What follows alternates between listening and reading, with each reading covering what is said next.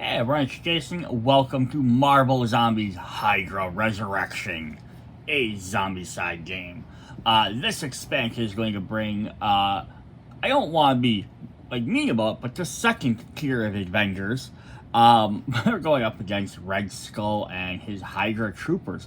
So we're going to get some new map tiles, a new token type, and some new enemies to fight. So definitely fun there. There's also going to be 4 Kickstarter exclusive characters, which I will show at the end of the video. I'll re-mention again when I'm bringing them up, just so you know which ones were the Kickstarter exclusive ones. Let's look at the map quick. The map is really neat because it could have just as well been called S.H.I.E.L.D. versus HYDRA, because that's essentially what it is. So we have map number 23R here. So we're in a HYDRA base. This is like the HYDRA bunker, or bedrooms, I guess. You can see a little bit of HYDRA costumes there. Yeah, fairly standard. I do like that it's 2 doors in one big room. So really, there's 5 spaces on this tile. But yeah, they could have had divided into a couple of different rooms. It's neat to dig in. So we'll look at all of these first, and then we'll flip them over to the other side. So we have the HYDRA jail cells. I love this as a mechanic. The traditional zombie side did just back in Outbreak. Had jail cells. It just kind of adds for an extra little thing. You have a couple of missions on here where the doors are all closed, or certain doors are closed.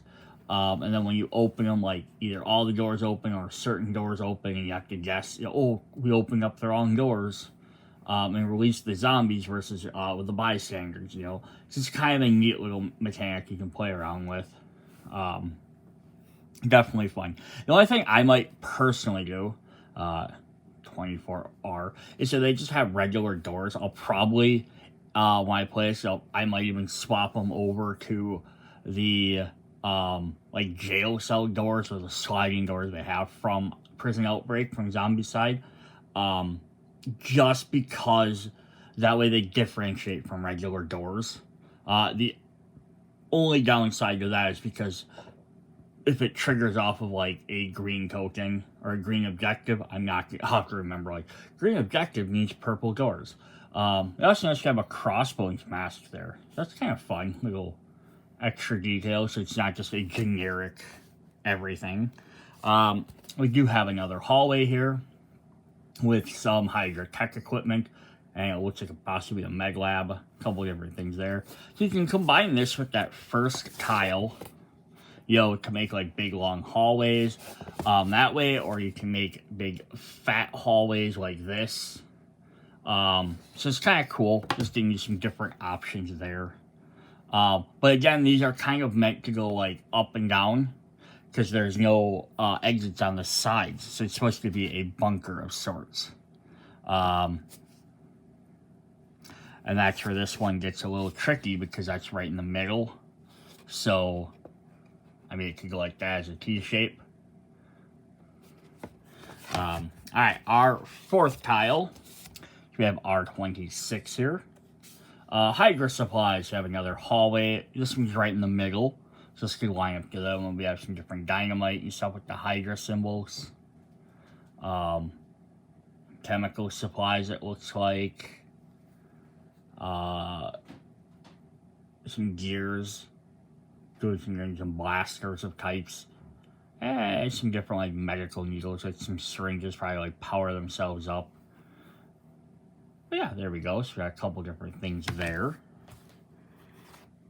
We have the Red Skull's command room, so 27. Some different tech rooms there. Strategy rooms, or some map on the table. And then, of course, like the big giant planning table right in the middle of the room. So, fairly simple. I don't think there was any other major details on here. And then the last tile kind of gives us a missile silo, which is 28R. So this gives us a corner room, so now you can start having the hallways this way and this way to breach them off. Instead of just being one long hallway, you can kind of start creating more like longer rooms or square rooms. But as a missile silo, definitely could be played in a lot of different stuff. Yeah, and pretty much that's that. It has 2 different doorways in there. Otherwise, it's one big giant room. Kind of neat. You know, you can see all the way around it. Alright, so that's the Hydra side. Then what happens is we flip it over and we have S.H.I.E.L.D. We have the Hellicarrier.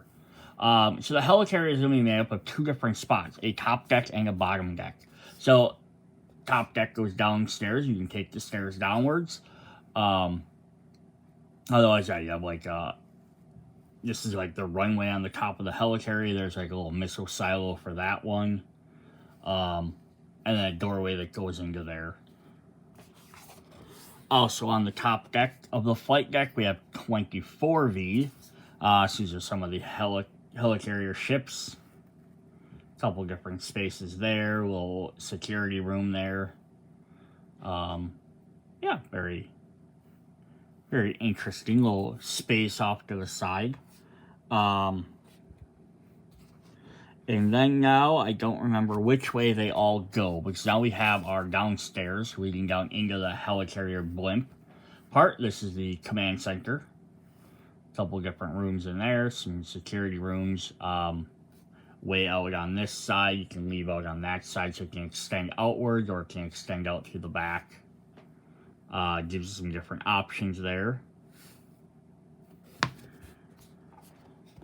We also have on 26V, we have just a bunch more different rooms. I always love odd-shaped rooms, you know, instead of it just being like the 9 typical tiles. So we have 1, 2, 3, 4 big giant rooms there, which are kind of fun. This one's segregated off from the rest, so you'd have to go all the way around to get into it. It's like a medical lab, just some science labs. It's like a portal room, though. Portal rooms are always fun for making up interesting scenarios. We have 27V, which is kind of like the armory area. Some guns, some blasters. There's like a Hulkbuster arm, possibly. A broken Stark suit of some sort. Some spilled chemicals, maybe some gamma chemicals. You never know what's going on there. But yeah, there's definitely there's a bow and arrow for like Hawkeye. Different blasters. There's little nodes to some of the different characters on here. And then the last tile we have is 28V, which is some of the engine rooms. So a big giant room down there, different stuff happening. Big hallway, and then like some engine rooms that have a little bit of fire. Cool. So it leads up to like one of the turbines probably. Definitely neat. So we have some different stuff there. So in the rules, we're going to just take a quick look at those, how those kind of work.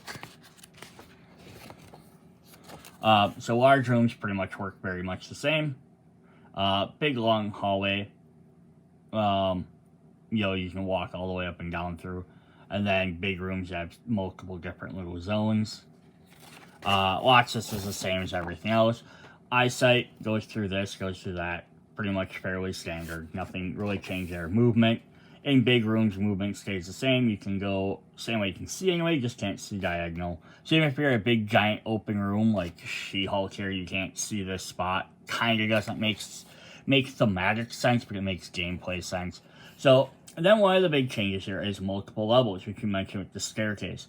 So this is a very confusing thing because this book contradicts itself. So it says, at the end of player phase, if no player heroes on a level, any revealed bystanders if there are no player heroes on a level, any revealed bystanders are eliminated.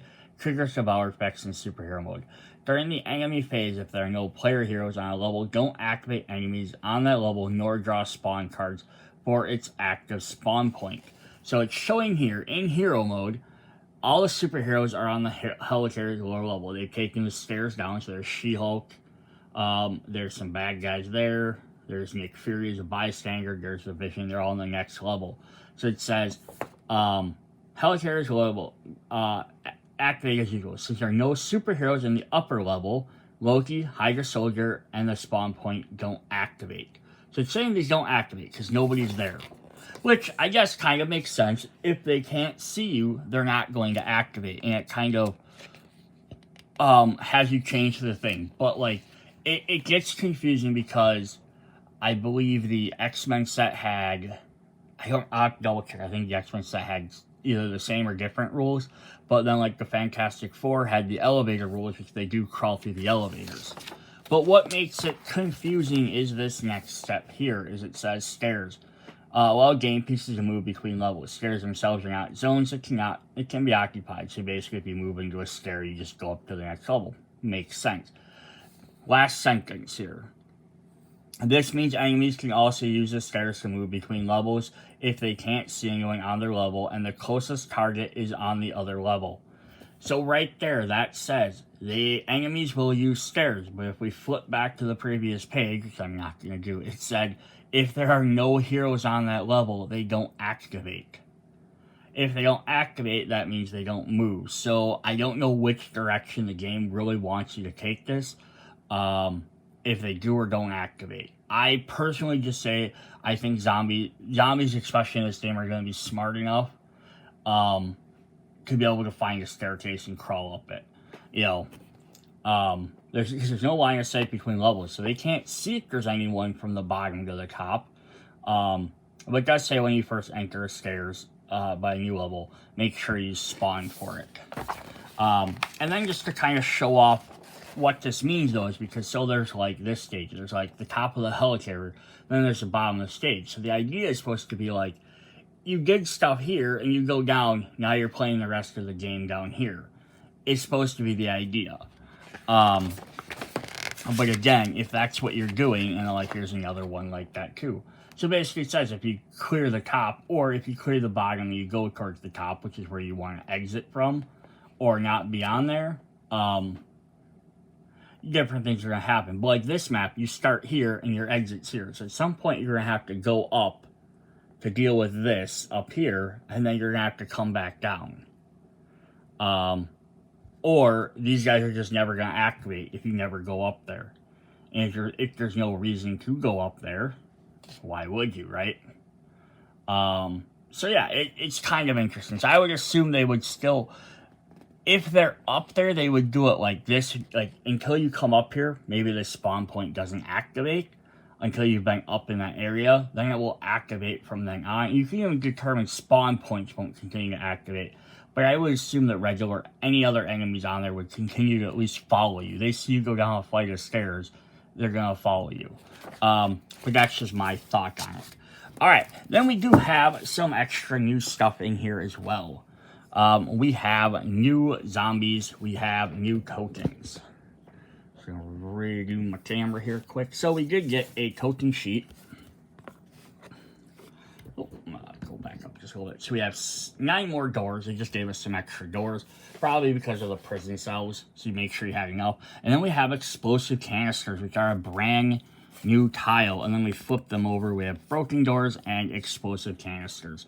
So the canisters basically work like, you know, bombs, or they work like the Molotovs would in previous Zombicide games. So you have 2 basic things you can do with them to destroy them. Either spend 1 action to throw it at a zone within 1 to 2 range, place the canister in a target zone, roll a dice. On 1 to 2, nothing happens. On 3, it explodes, eliminating everyone in its zone. Now this is everyone. This is any minions you're fighting, any heroes you're fighting, or any other player characters or bystanders. It will take out everybody.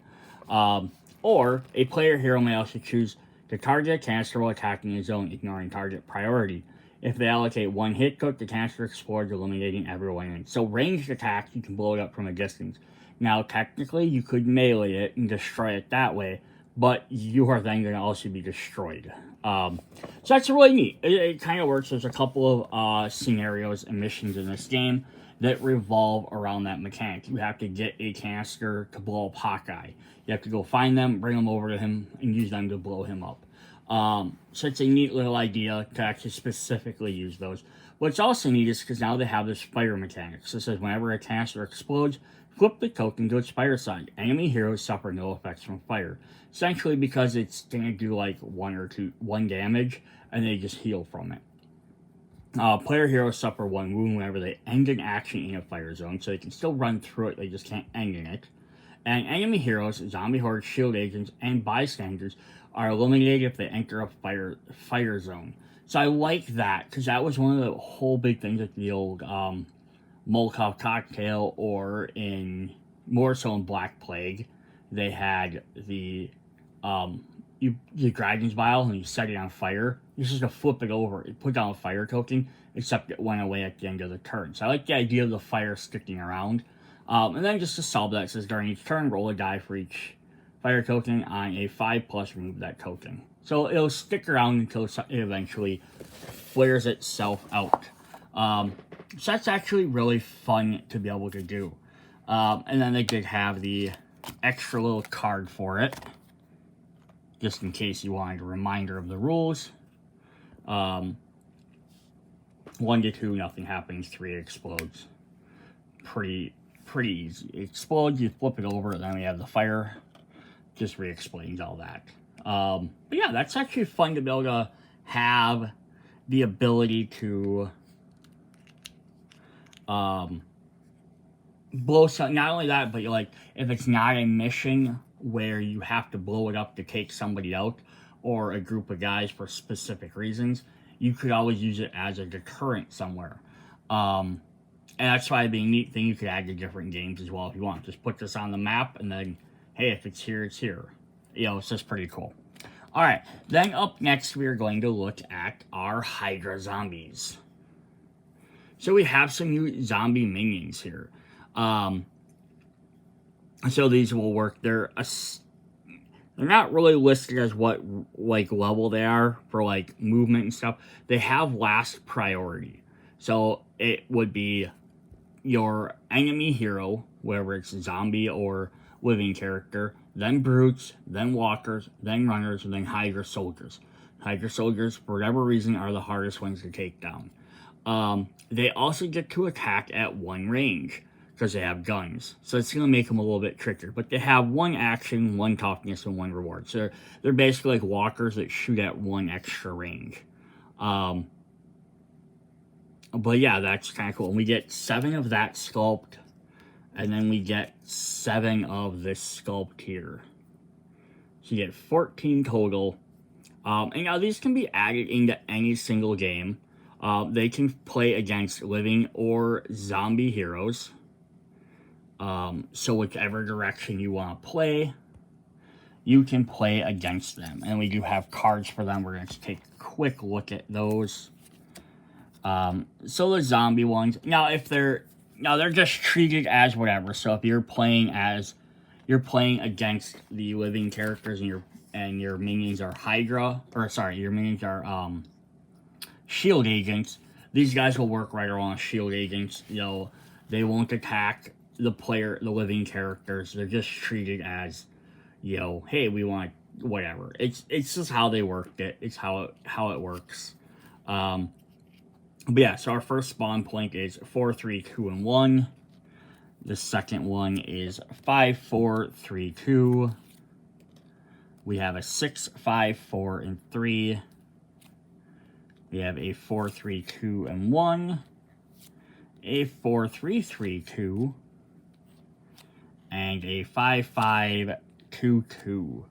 And then each one also has an extra activation for all soldiers. So they're not classified as walkers or brutes or specialists or whatever. So if anything targets and can take out any of that group,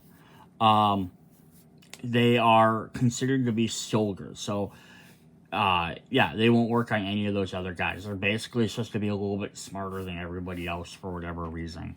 So that is all of those. As long as we are looking at the HYDRA stuff, why don't we look at the other new game mechanic, which is Red Skull. So I'm going to just pop these off here for a sec. So we have good old Johann Schmidt here, the Red Skull. So he is living, so he's also red, much like Thanos was, and the other one is a broken Captain America shield. He has the Cosmic Cube.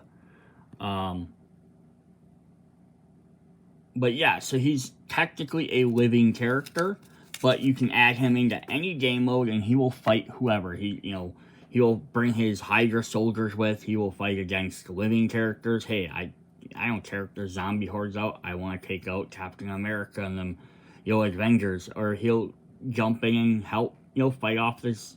He'll fight the zombies. Hey, we need to work together to take out the zombies. He doesn't really care. So he's not really, like, targeting every single character. He's not, like, an extra... Like, Galactus just kind of affects everything. He's just going to basically play as an extra character. Now, they do have some special missions that are just involving him. And some of them do have it where you're trying to fight him as a boss. He starts on the mode as opposed to him being summoned in. But he does have some extra cards. So he does have some extra rules with him as well. So I'm going to just put up his cards here quick. And I'll read some of these rules. So you can have him summoned in a regular game using either of these cards. Which just says, at the end of each enemy phase, spot 2 Hydra soldiers in his zone. So he's going to keep summoning guys to protect him. So he's treated as an enemy hero for all gameplay purposes. He has 2 actions per activation, much like any other hero. But he has a couple of special rules. He comes last in target priority, much like his Hydra soldiers. He comes last. If Hydra soldiers are also with him, he comes after them even. So you have to take out his minions before him.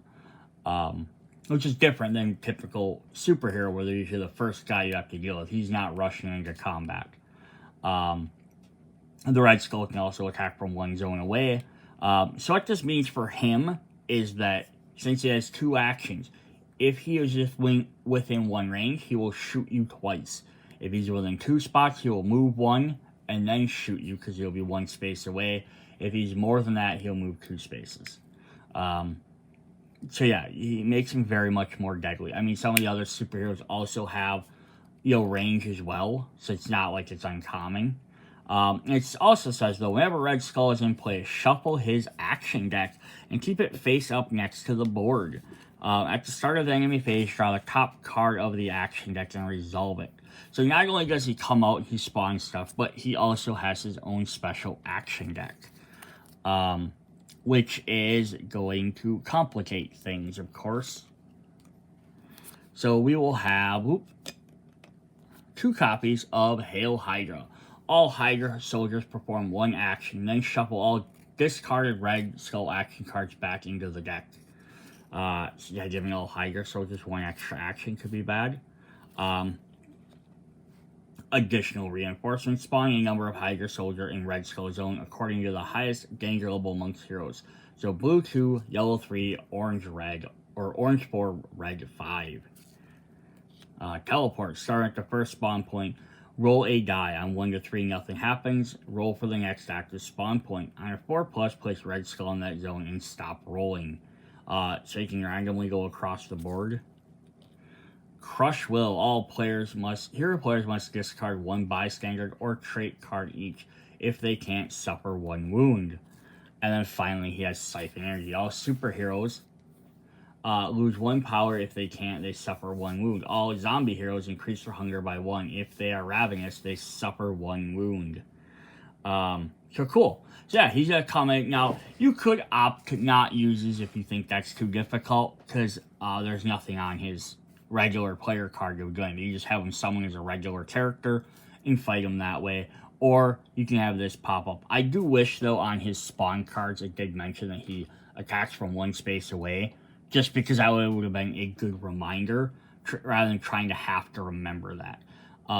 Even the Hydra agents, it would have been nice. Soldiers would have been nice if they would have had that, too. Alright, so I think before we hop into heroes, we are going to look at some bystanders. Just as long as we got through the Hydra agents, let's look at some S.H.I.E.L.D. agents. We have 2 bystanders in this set. We have Maria Hill.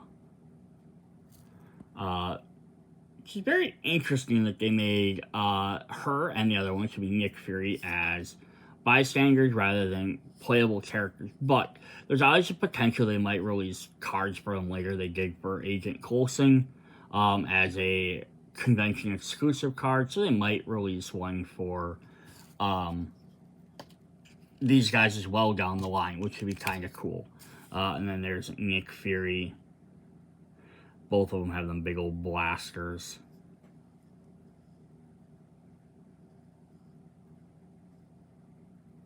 Alright, and then we have spawn cards for them. So we'll put our little things back up here. And then for Maria Hill, depending on which side you're fighting, she's going to have once during your turn, you may spend 1 power to automatically eliminate 1 brute within 1 range, or if you're zombie, increase your hunger to eliminate 1 guard. So she's going to take out the bigger guys for you, which is kind of nice. And Nick Fury has once during your turn, you may have 1 other superhero within 2 range, gain 1 power and perform 1 free move action. Or the zombie, you can increase their hunger by 1 and perform 1 free move action. So cool. So he's basically commanding guys, giving them some boost, and then giving them free actions. So that's pretty fun there. I would love to have seen these guys as like playable characters also, because it would have been neat with the HYDRA, or the S.H.I.E.L.D. agents being the living guys, to maybe be like, hey, as a hero version, they get to summon more guys to come help. Because there's really no character that generally summons more people for you, other than like the little tiny cards. But a player character would be kind of neat to have a summon effect. Alright, so we're going to hop into the zombies. Now, there's only 8 regular characters in here versus some of the other sets having 6.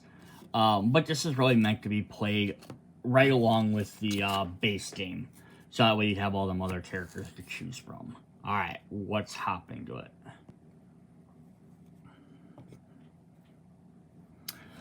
Alright, first up, I'm going to just go through the zombies first, because they were the main focus of how this game was supposed to be played, and then the heroes came later. And get this to focus. We have Zombie Hawkeye. Kind of neat, because it's like how to have a perspective of him. So he's supposed to be like he's up on a like power line, arching down. Grabbing his arrows is a really neat thing. Versus, just having him, on the ground or standing. Like, it's neat to have these guys propped up on stuff. I know it doesn't make sense to have like this telephone pole sticking out of the middle of the ground. But it could be like it's fell down, there's just smoke below it. Maybe he's just prepping himself up on the back of it. Who knows? So there we have Hawkeye. So he has arrows as his main attack, ranged of 1 with 2 and 3 for your guys. Expert Marksman. You ignore target priority. Each time you attack with arrows, you may increase hunger by 1 to increase range by 1. Okay, that's fun, right? Target whoever you want, but then you also get to increase your range if you need to. Ricochet. Once during your turn, after attacking with arrows, you may perform 1 free arrows attack in the same zone or adjacent zone, respecting the attack range. Nice. So after you attack, you automatically get 1 free attack. And then each time you attack, you can spend hunger to good. So the first time you could attack 1 range, and then the second attack, you could spend a hunger to attack at 2 range. Or you could have attacked at 2 range and then backed off the next time you attacked at 1 range. Because it has to be at least the adjacency. The problem you would end up with would be if you spent like 3 hunger and attacked like 4 spaces away. Then it's because it says you have to attack the same zone or an adjacent zone. So you wouldn't be able to then hit again, because you wouldn't be able to spend 4 hunger or 3 hunger. And then rain of arrows. When attacking with arrows, you may replace the base die with 1 die for each enemy in the zone, ignoring superheroes for this attack. Cool. So yeah, he's going to be basically just trying to knock out all the little tiny guys for you. He's going to be shooting in there, increasing your range to hit him from a little bit farther away, maybe take out a runner before he gets too close. Rain of arrows is to take out a bunch of them. That's pretty sweet. Alright. So if he's our air support, we need some ground control. Major Tom. We have Pietro Maximoff.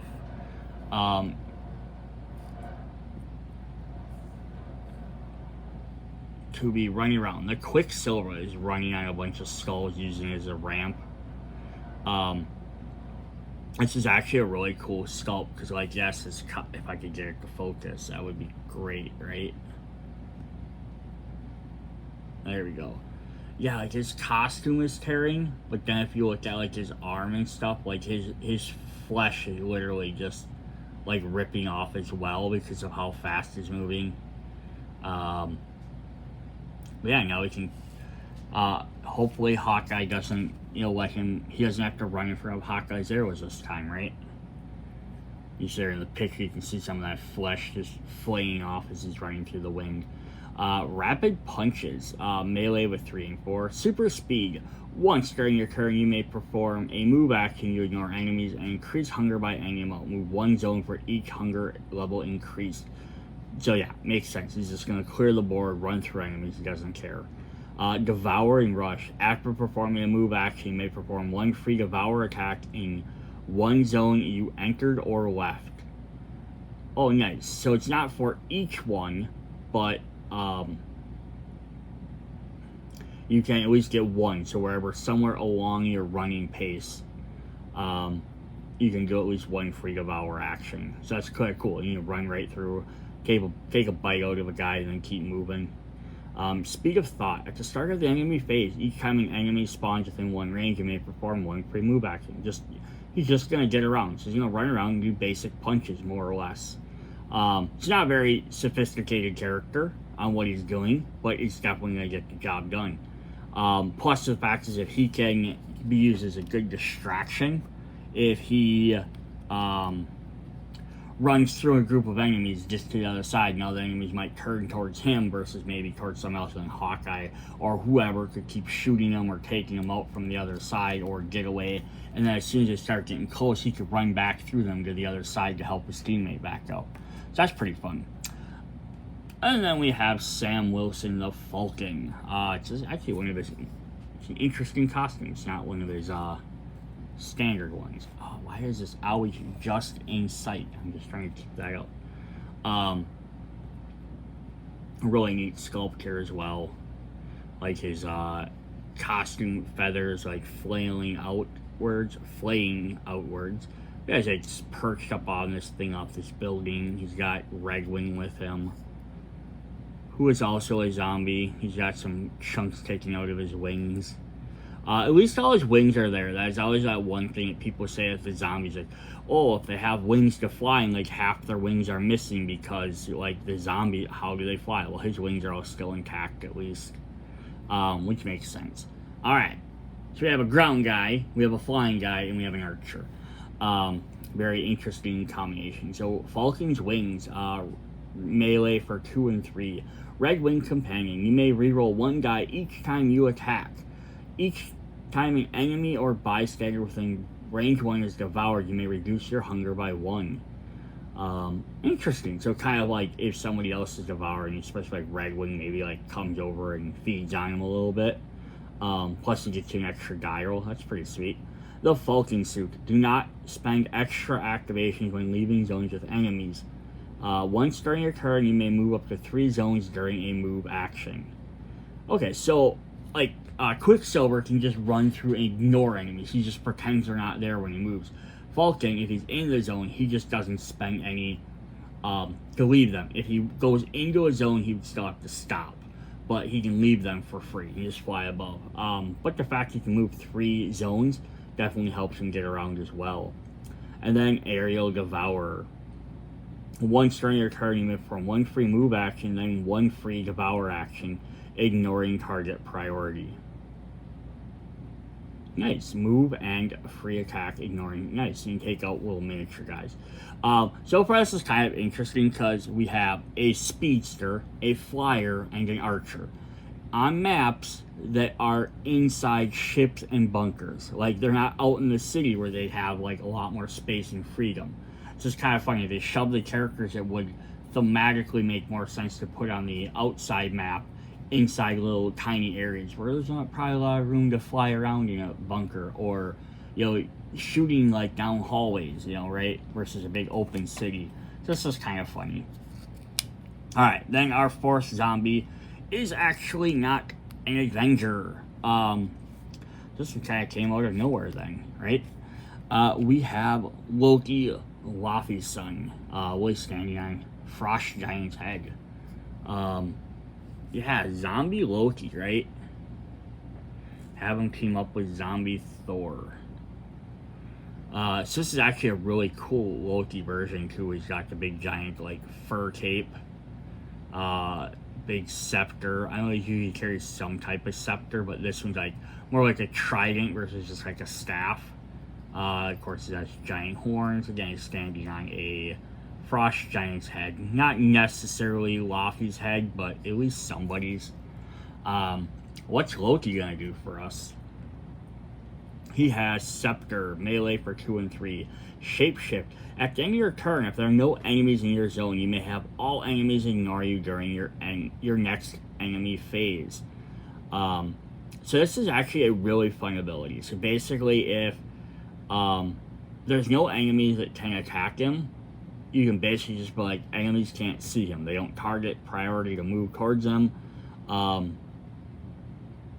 They'll ignore him, so like they can move into his space and they still won't attack him, even if they have a second action. Although it does mean though is if like they can't see him, so they ignore him and they move through him towards Hawkeye, and they stop on his space, that means if he needs to move on his turn, he has to spend additional points to move.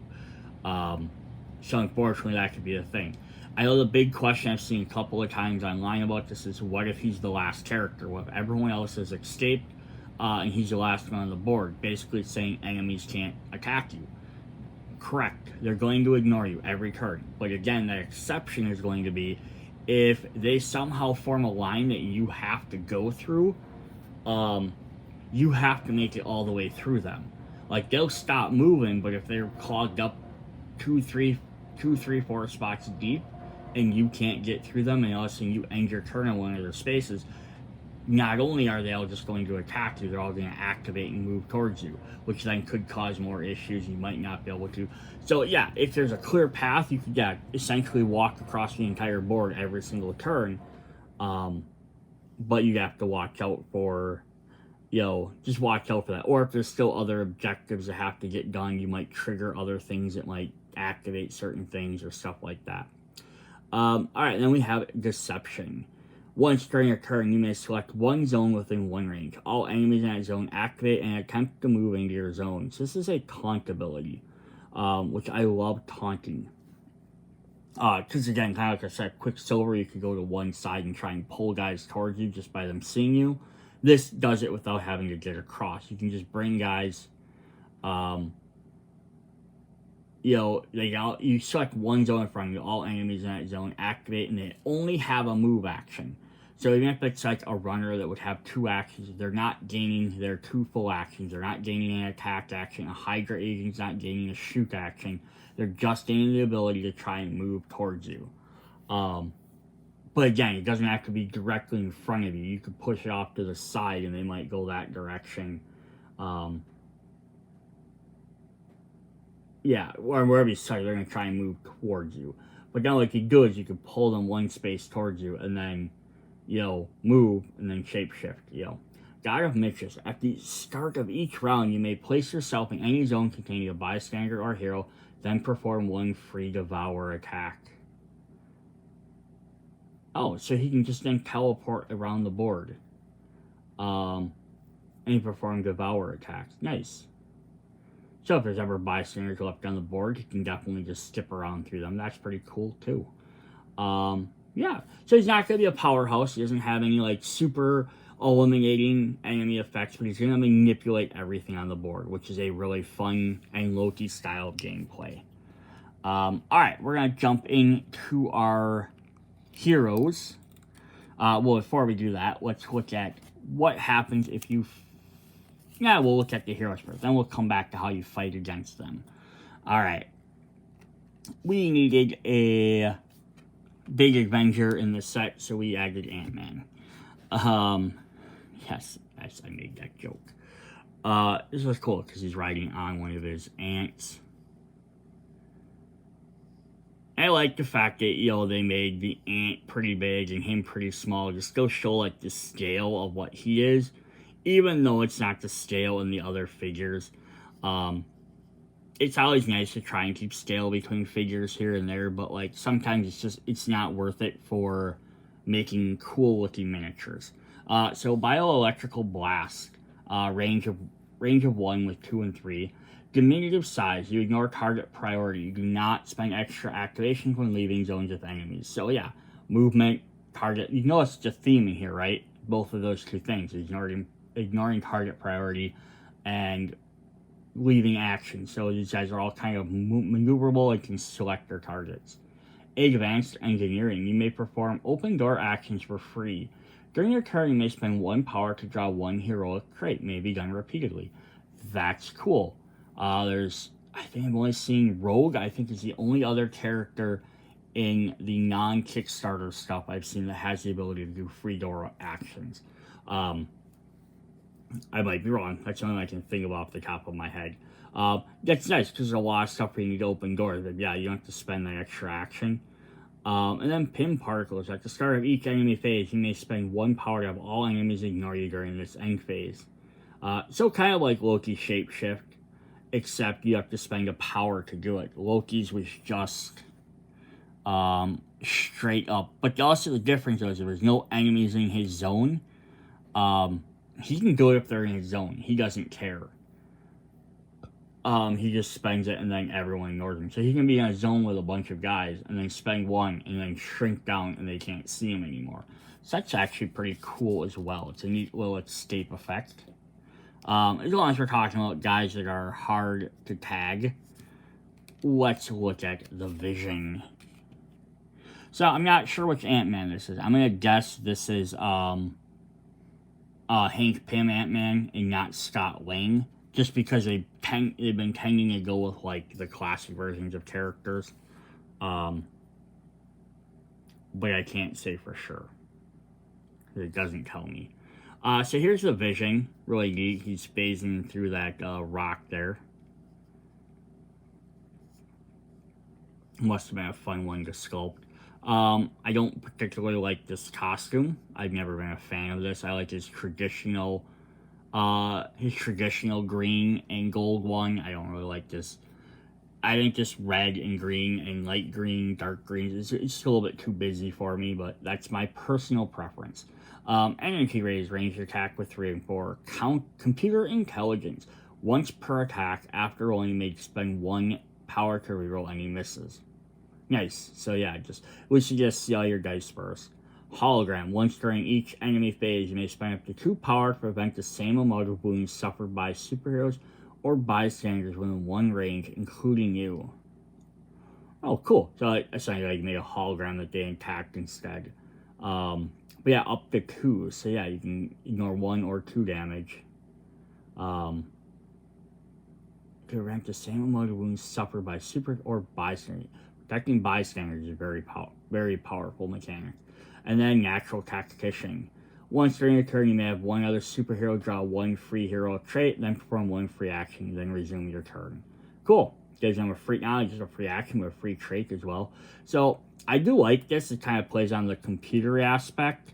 Hologram, I guess, kind of plays on his intangibility, although he can't transfer it. That's why it's hologram. I wish it had something for his diamond hard toughness. That's his other thing. That would have been kind of neat. Like just one of his abilities would have been like, perform a melee attack that does, extra damage. But that's all right.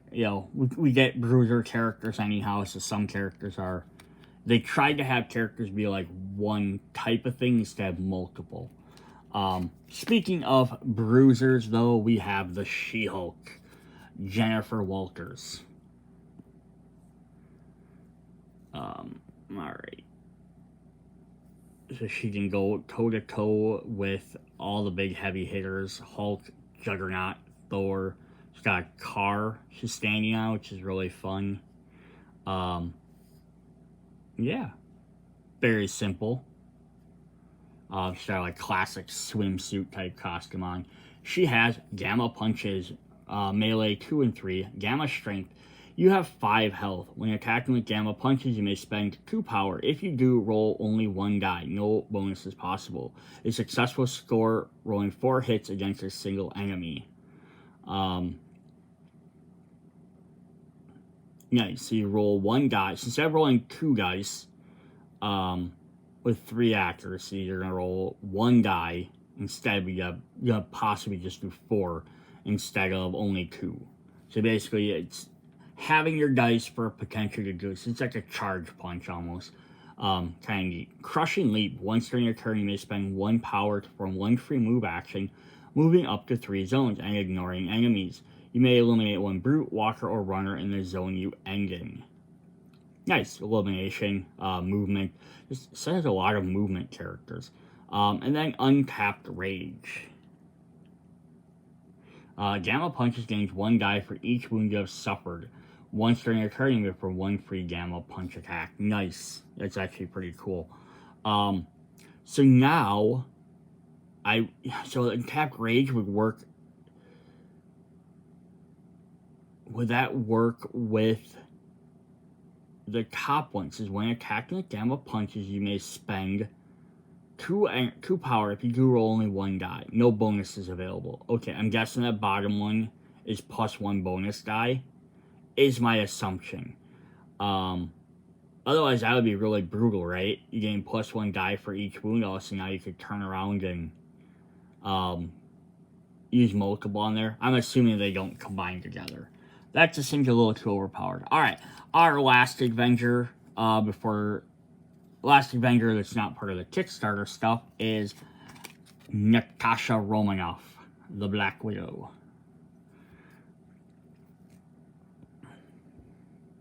She's got this little interesting pose where she like using these walls, broken buildings and stuff, which is really fun. Crouched down, she has her baton there, her stun baton, as well as she's shooting off her Widow Bite. Yeah, better than just having these guys just like standing there holding weapons like traditional zombie sides. So I'm not, some of these poses aren't like as cool as other poses. Like Hawkeye's has like huge thing, or Falcon's big and splayed out. Ant-Man has a big giant ant, and hers it's kind of like a little simple compared to those, but it's better again than traditional zombie side where it's just the guy standing there holding weapons. So she has Widow's Bite.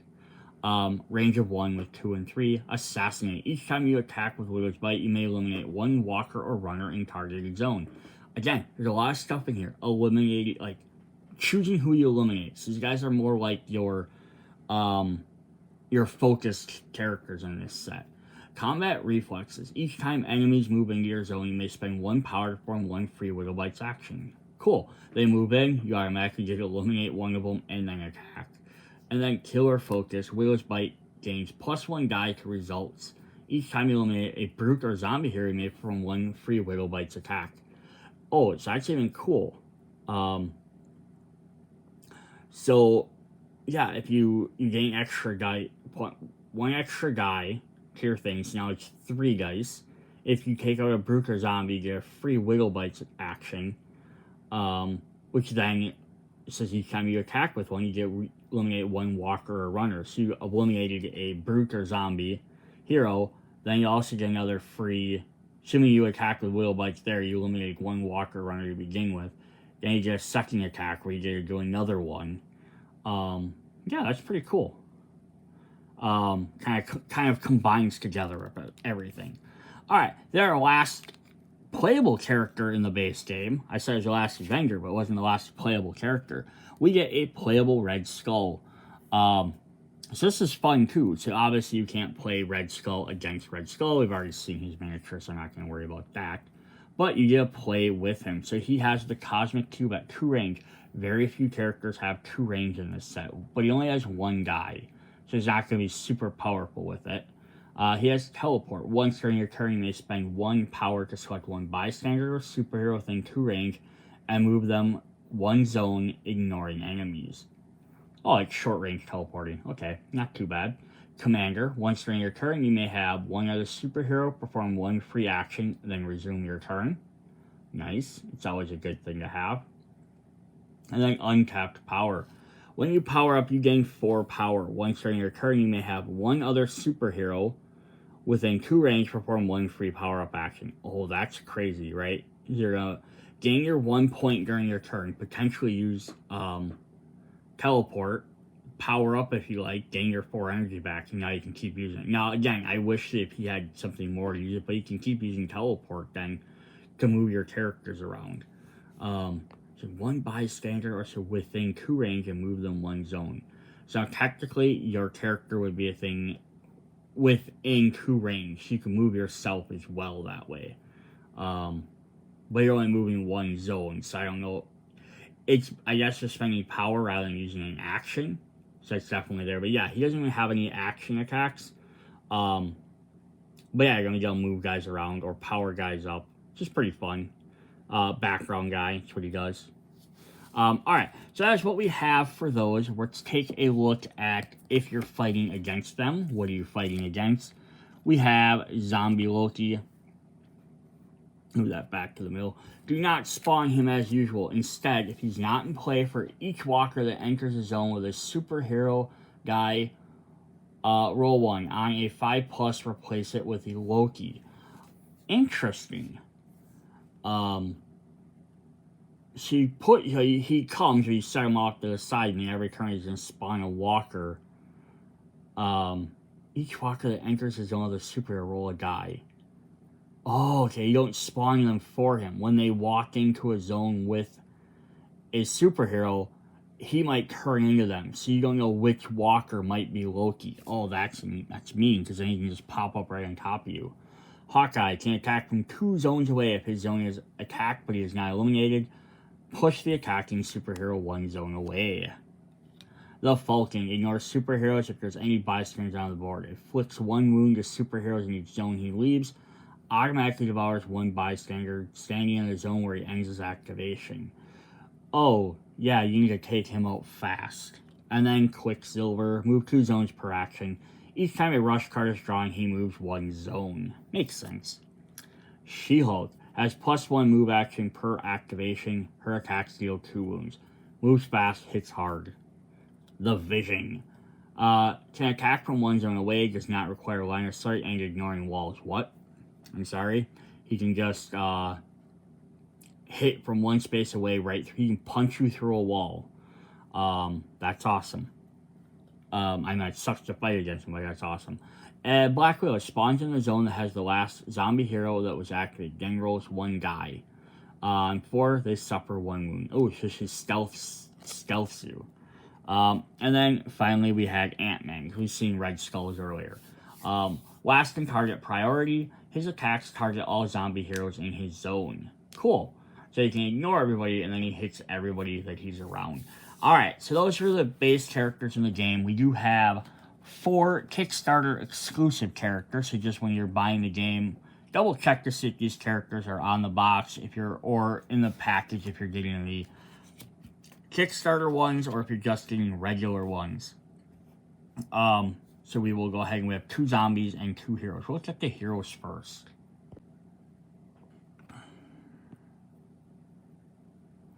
Our first hero is we get the living version of the Falcon, which is really cool. So we get extra side of him, side of bird. Yeah, so he's like popping up from some like fire or smoke. He's got Red Wing with him again. Again, really neat pose, right, where he's like launching into the air.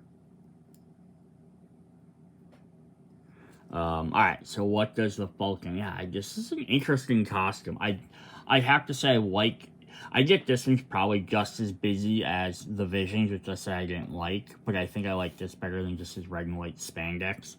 Not really sure about the whole lines in the center. Not really sure if those are maybe supposed to represent something, but the shoulder pads are kind of cool.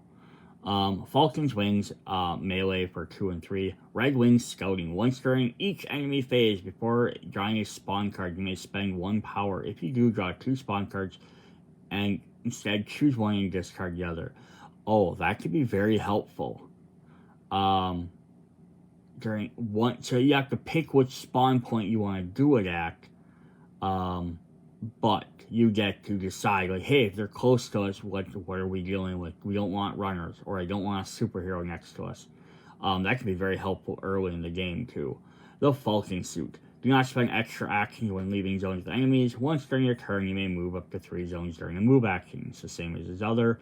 And Aerial Rescue. Once during your turn, you may perform 1 free move action. Each time you move, you may bring 1 superhero bystander in your zone along with you. Oh, that's cool. Again, neat movement abilities to carry guys with him. That's fun. Alright, our other hero, we had If by air, also by land. Unfortunately, we don't have a by sea, but we have Quicksilver. Living Quicksilver. That neat sculpt there. Get this to focus up on him a little bit better. Yeah, where it shows him like running, like speeding. You can set the ground like literally heaving up where he's running, which is really neat. It really shows motion, you know, which is what's really cool. Kind of hard to see the lightning bolt on his chest. It is there. It's just hard to tell. You can kind of see it there in that angle. Alright, what's Quicksilver do for us? Lots of these guys have the same type of abilities as their counterparts. Rapid punches, melee for 3 and 4. Super speed. Once during your turn, when you perform a move action, you may ignore enemies and spend any amount of power. For each power spent, move 1 zone. Quick strike. Each time you perform a move action, you may eliminate 1 walker or runner in 1 zone you leave or enter. And speed of thought. At the start of each enemy phase, and each time an enemy spawns within 1 range, you may perform 1 move action. So I think pretty much almost exactly the same as this other one. Yeah, speed of thought, super speed, quick strike, and devour and rush are a little bit different. Please perform a free devour attack, as opposed to just straight up eliminating. So the living one's actually a little bit better in that, because you just straight up eliminates a guy, where zombie one has to perform an attack, so they could potentially miss it. Alright, then we have some zombie might. We're going to get a zombie She-Hulk.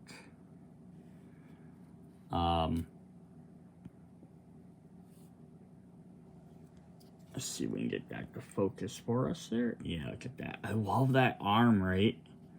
So that arm where it's like literally ripped apart, and it's just like the bony, a little bit of maybe cartilage or whatever, like holding it on. It's interesting how different ways to show decay on these guys without having them all like just falling apart. Yeah, this one looks like more like she's getting ready to like leap at you, or she just landed. So she has Gamma Punches, Melee for 2 and 3, Gamma Strength. Enemies have -1 toughness against your attacks. To a minimum of 1. Once during your turn, you may perform 1 free open door action. Oh, another character that can do free open doors. And -1 toughness is very, very helpful. Gamma Rush. Once during your turn, you may increase your hunger to perform 1 free move action, moving up to 3 spaces, ignoring enemies. You may eliminate 1 trooper, guard, or specialist in each zone you end. So the other one's a jump. This one's a rush. So this one's just basically dashing forward rather than jumping, but it's essentially the same thing. Undead range. Gamma Punches gains 1 die for each wound you have suffered. Once during your turn, you may perform 1 free Gamma Punch attack. Cool.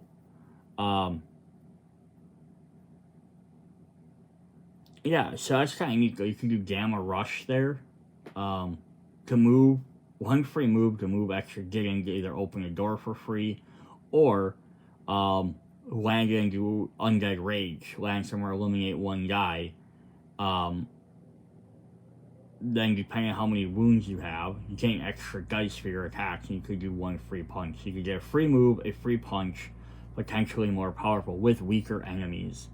That's pretty sweet. Alright, then the last 100% last character in this box set is we have Zombie Black Widow. Like I said earlier, I said, yeah, when she's doing a pose, it was better than her just kind of standing around holding weapons. This is sort of what I'm talking about. Like, there's an Ultron down there, which is pretty neat. In fact, this Black Widow took on Ultron. She does look neat for a zombie, but again, she's just kind of standing there, hanging out. No big deal if she at least had like one of her weapons or a baton in her hand or something. That's alright though. She's Wiggle Bite for a range of 1. Quick Bite. Each time you attack with Wiggle's Bite, you may eliminate one trooper or specialist in your zone and reduce your hunger by 1. Nice. You get to take them out and reduce your hunger. Relentless Hunger. During your turn, you may discard 1 zombie trait for 1 free attack action. May be done repeatedly. And Killer's Focus. Your attacks gain +1 to die results. Each time you eliminate a guard or super, you may perform 1 free attack action. Cool. So yeah, you eliminate a guy, you gain a free attack. You may discard things to gain free attacks. Every time you attack, you can eliminate troopers. So yeah, she's just going to be eliminating the troopers by doing all these free attacks. And they kind of, again, like her other, they kind of blend together. Nice. That's pretty sweet. Alright, so that's what we have for that set. That again is, get out of my way here, Hydra's Resurrection. So yeah, I like the Red Skull thing is kind of cool, just an extra boss or whatever character. The HYDRA Troopers are fun.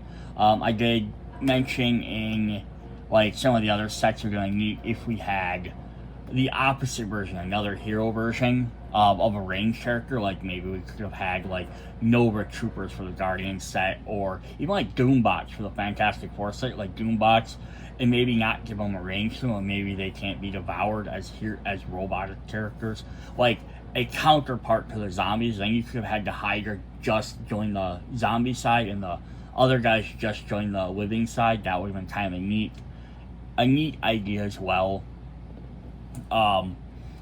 Just to also note is they had a Kickstarter exclusive box, which I did not purchase, which is just extra HYDRA soldiers and extra cards. So if you want more, you might be able to look for that. It might be cheaper than rebuying this game a second time. Then you get all the different cards. I don't remember if it was a full 14 of them, like you get in this set, or if it was just like an additional 6. So I'm not for sure, but there is a way to also get that extra characters. Alright, that's what we got for this video. See you guys later. Bye.